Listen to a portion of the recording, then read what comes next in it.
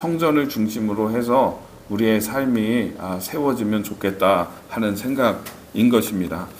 여러분, 이렇게 예수님은 제일 먼저 그 명절 지키기 위해서 예루살렘에 올라가셨다가 입성에 가자마자 다른 것 하지 아니하고 제일 먼저 들린 곳이 성전이었는데, 성전 중심이었는데, 성전에 가서 기도하고 이렇게 말씀 가르치시려고 갔는데 보니까는 난리가 난 거죠. 12절의 말씀에 보면은 예수께서 성전에 들어가사 성전 안에서 매매하는 모든 사람들을 내쫓으시며 돈 바꾸는 사람들의 상과 비둘기 파는 사람들의 의자를 둘러 엎으시고 성전을 정화하시는 그런 일을 하셨습니다. 성전에서 장사하는 사람들, 매매하는 사람들, 막 짐승의 소리가 울려 퍼지고 양, 염소, 우는 소리, 소 우는 소리, 막 이런 소리가 흥정하는 소리, 사람들이 여기 얼마입니다, 얼마입니다, 성전에서 이런 것들이 막 이런 소리가 울려 퍼지고요. 그리고 비둘기 파는 사람들, 그리고 돈 바꾸는 사람들의 짤랑짤랑 동전 바꾸는 소리, 뭐 이런 소리가 가득한 겁니다. 만민이 모여서 기도하는 곳인데 지성소는 안 그랬겠죠. 성소도 안 그랬겠죠. 지성소는 아무나 들어갈 수 없고 성소는 제사장이 들어가고 그렇게 하니까 여기 이런 일이 일어났던 자리는 이방인의 뜰입니다. 여인의 뜰이 있고 이방인의 뜰이 있고 이방 사람들도 성전에 들어올 수 있어요. 그 성전에서 예물을 드릴 수도 있고 그랬어요. 가장 이 성전의 변두리에 있는 자리가 이방인의 뜰인데 거기에서 아마 이렇게 했을 것입니다. 그러나 거기까지가 다 성전이에요. 성전인데 거기서 막 비둘기 팔고 짐승들 거래하고 왜 이런 일이 있냐면은 저 멀리에서부터 자기가 예물을 가지고 와야 되잖아요.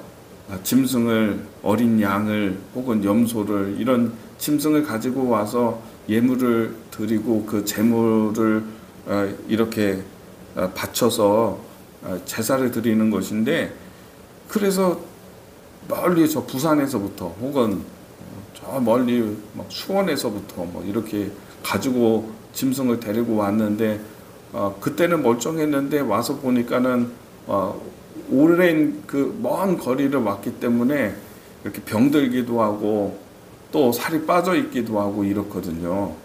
온전하지 못한 거예요. 근데 하나님께 드릴 때에는 온전한 거를 드려야 되거든요. 흠이 없는 거를. 근데 그걸 누가 판단하냐? 제사장이 판단하거든요. 제사장이 이렇게 보는데 판단하는데 이게 문제가 있어 그러면은 저 멀리서부터 가지고 왔는데 이게 소용이 없는 거죠. 그러니까 사람들이 뭐 다른 나라에서도 오잖아요. 다른 나라에서도 오고 하는데 그게 참 번거롭기도 하고 힘들기도 하고 그러니까 와서 돈을 주고 이런 짐승을 제물로 바치는 짐승을 샀던 것입니다. 그리고 또 한편으로는 이걸 구분하고 판단하는 사람이 제사장이거든요. 온전치 못해, 내가 가져온 짐승이 온전치 못해 이렇게 판단하면은 안 되죠. 근데 그러니까 그 이방인의 뜰에서 성전에서 거래를 하는 것입니다. 이 제사장이 허가하는 그런 어떤 사람들이, 목자들이 양을 가지고 오면 그거를 이제 사람들이 사는 거죠. 그래서 그 안에서 이루어진 거래는 이렇게 보면은 제사장이 통과시키고 근데 또 온전한 걸 사가지고 와도 거기서 거래가 되지 않은 거는 온전한데도 이거는 뭐 트집이 있는 거죠. 트집 같은 거. 뭐 귀에 뭐가 좀 검은 점이 있는 것 같아. 안 돼. 그러나 그 안에서 거래가 된 거는 통과가 다 되고. 그리고 또 이런 부분이 있었던 거예요. 그 하나님께 헌금을 드리는데 연복회에 헌금을 드리는데 그 동전에 그때 당시에 거래됐던 것이 다 동전이잖아요. 동전에 로마의 화폐에는 시저가 있고요. 그리고 헬라에도 그런 어떤 사람 인물의 상이 있어요. 그 율리우스 시저의 그 동전에 그 상이 있는데 그걸 드리지 못했어요. 성전에 드리는 것은 그래서 유대인의 세겔로 바꿔서 그걸 성전에 드릴 수 있는 것이거든요. 헌금을 할 수 있는 거예요. 그러니까 거기서 돈 바꾸는 사람이, 바꿔주는 사람이 있는데 그것도 돈 바꿔줄 때 여기에 폭리를 취하는 것입니다. 50%를 붙였대요. 50%를. 그러니까 많이 붙이면 막 그렇게 붙였겠죠. 거기서 엄청난 이득이, 돈 바꿔주면서 이득이 나오고, 이게 다 이제 허가를 받고 또 여기에서 이 사람들에게 제사장과 이 성전으로 이게 돈이 들어오게 되는 것입니다. 이런 구조였던 거예요. 장사하는 거죠. 성전이 하나님께 예배하고 또 하나님께 찬미하는 그런 성전이 비둘기 파는 사람들의 흥정소리와 짐승 바꾸고 바꿔주고 돈 바꾸고 하는 이런 흥정소리와 돈 짤랑짤랑 거리는 소리, 짐승들 우는 소리로 가득하게 된 겁니다. 그래서 예수님이 요한복음에 보면은요, 가죽 허리띠를 풀러가지고 짐승들을 때려가지고 쫓아내고, 오늘 이제 마태복음에서 또 보면은 돈 바꾸는 사람의 상을 엎어요. 비둘기 파는 사람의 의자를 둘러 엎어요. 이러면서 다 나가라, 다 나가라, 이렇게 하죠. 그리고서는 주님이 13절에 그들에게 이르시되 기록된 바 내 집은 기도하는 집이라 일컬음을 받으리라 하였거늘, 이사야서의 말씀을 언급하면서 너희는 강도의 소굴을 만드는도다, 예레미야서의 말씀을 언급하시고 이렇게 하면서 너희들이 하나님께 예배하는 이 자리를 하나님을 찬미하고 기도하는 집이 되어야 하는데, 만민이 기도하는 집이라 일컬음을 받으리라 라고 하는 이사야서의 말씀, 만민, 그러니까 이 유대인뿐만 아니라 이 이방인의 뜰은 이방인들 만민조차 모든 사람들이 다 와서 하나님께 기도하는 자리가 되어야 하는데 너희들이 강도의 소굴로 만들었다, 이렇게 한탄하셨다는 것입니다. 이제 이러고 난 다음에 백성들의 마음에도요, 그런 마음이 있었겠죠. 이건 아닌데, 들어오면서 자기도 이런 짐승을 사가지고 어쩔 수 없이 이거 뭐 온전한 걸 가져와도 흠을 잡을 테니까 거기서 다 거래를 해야 됐겠죠. 그렇게 하면서 가져오고 또 세계에도 바꿔가지고 드리면서도 백성들의 생각에는 이런 거 아니지 않나? 성전에서 이렇게 하는 거 아니지 않나? 이렇게 생각을 다들 하는 거죠. 그런데 예수님이 오늘 지금 이와 같이 성전을 정화하시고 다 쫓아내시고 이렇게 하고 난 다음부터는 이제는 대제사장들과 이 성전에 관련되어 있는 뭐 레위 사람들이나 이런 사람들이 전혀 이제 앞으로 이렇게 못하겠죠. 허감을 하지 못하겠죠. 그렇죠? 주님이 거룩한 공간을 거룩하게 만드시는 사건이었다라고 하는 것입니다. 참 근데 이런 일을 하시면서도 엄청난 분노거든요. 예수님이 이렇게 하는 동안에 어느 누구도 막질 못했어요. 예수님을 저지하지 못했어요. 얼마나 세게 화를 냈으면은. 근데 그렇게 화를 내시면서도 참 주님을 보면은 대단하세요. 돈 바꾸는 사람의 상은 엎어버렸어요. 그러니까 이렇게 막 동전이 엎으니까 막 동전이 막 떨어져가지고 나뒹굴고 그랬겠죠. 이거는 주스면 돼요, 사람들이. 그래서 주스면 돼. 근데 비둘기 파는 사람들은 상을 엎어버리면은 비둘기가 그 괴짝이 다 깨지면서 날아가 버릴 거예요. 여기서 손해가 발생할 거예요. 그러니까 상을 엎지 않고 여기서 보면은 비둘기 파는 사람의 의자를 엎어. 비둘기 파는 사람들은 그 상은 그대로 두고 의자를 엎어요. 이게 엄청난 배려 아닙니까? 이게 예수님이 화를 내면서도 그냥 막 우리처럼 화내시는 게 아니에요. 이 사람들이 손해가 발생하면 이 손해를 동전은 주스면 되니까 손해가 발생하지 않겠죠. 그러니까 비둘기 파는 사람의 상을 엎었다가는 그 틀이 깨지면서 다 비둘기가 날아가면은 이거는 손해가 발생하겠죠. 그러니까 의자를 엎어요. 이 모습을 봐도 참 우리 예수님이 얼마나 섬세한가를 우리가 보게 되죠. 그게 중요한 게 아니라 진짜 중요한 것은 여러분 교회는 뭐 하는 곳입니까? 교회는 거룩한 곳이 돼야 돼요. 하나님을 예배하는 자리가 돼야 돼요. 근데 예배하는 자리가 자꾸 이렇게 훼손될 때가 많아요. 교회가.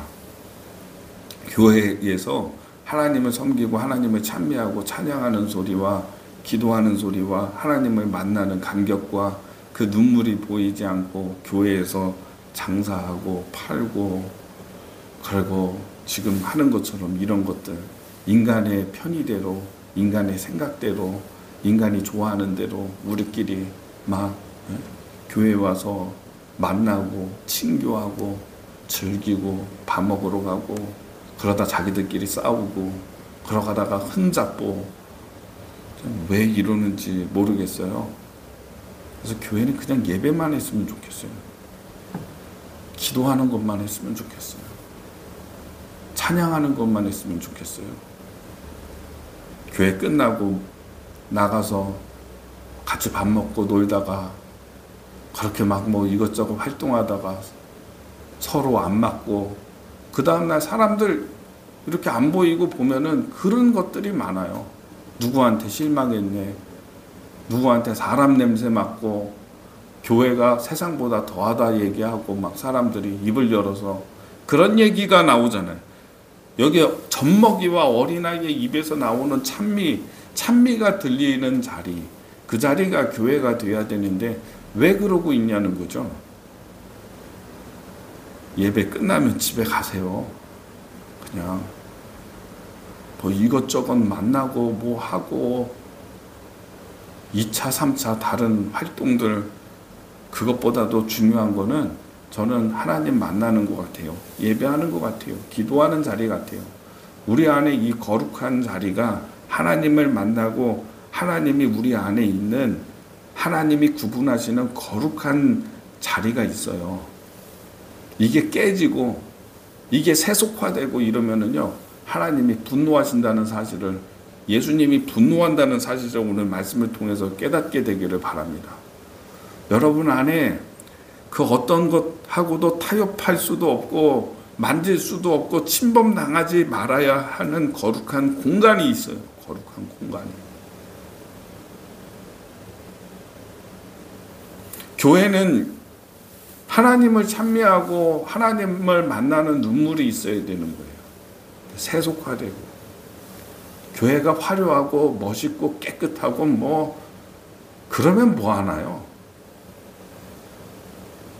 그래서 저 우리 교회에서 다른 거 안 했으면 좋겠어요.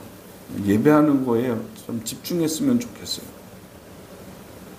그래서 다른 것들은 좀 최소화하려고 해요. 정치적인 이슈가 요즘에 되게 많죠. 근데 왜 교회들이 이렇게 정치에 들끓어요? 사람마다 다 교인들도 이렇게 보면은요, 다 달라요. 왼쪽 편, 뭐, 오른편, 다 생각하는 게 다르고, 판단하는 게 다르고, 그런데, 교회에서 마치 하는 게 그거인 것처럼, 너무 심한 것 같아요. 이런 거 잘못된 것 같아요. 너무 이렇게 거기에 대해서 입장을 표명하고 하는 부분이 정치화되고, 세속화되고, 정치화되고, 우리 목사님이 이쪽에 대한 설교를 하면 좋겠죠. 그러면 진짜 좋겠는데. 아니요. 다른 생각을 하고 있는 사람들은 상처를 받아요.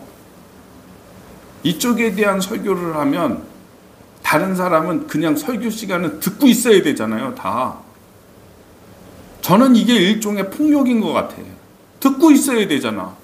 받아들여야 되만 되고 들어야만 하잖아. 손 들고 얘기할 거예요, 교인들이? 나는 그렇게 생각 안 하는데? 왜 그걸 그렇게 할까? 왜 그렇게 해야 되나? 그런 거 하는 데가 아니잖아요, 교회가. 그렇게 해가지고 서로 상처받고 교회 안 나오고 그런 데가 아니잖아요, 편향되게.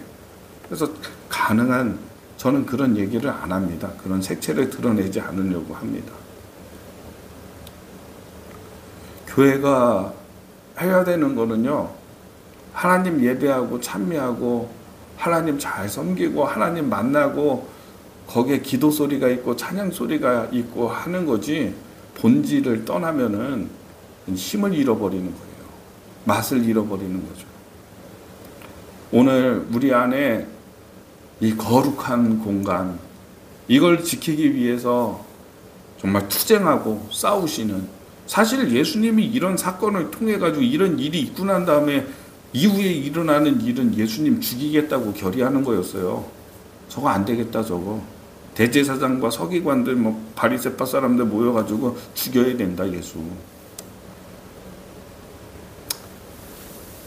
여러분, 저는 오늘 드리는 말씀이 우리 안에 이 거룩한 공간, 하나님을 만나는 공간, 그리고 교회는 하나님 예배하고 기도하고 찬양하고 이런 모임이 되어야 하는 것입니다.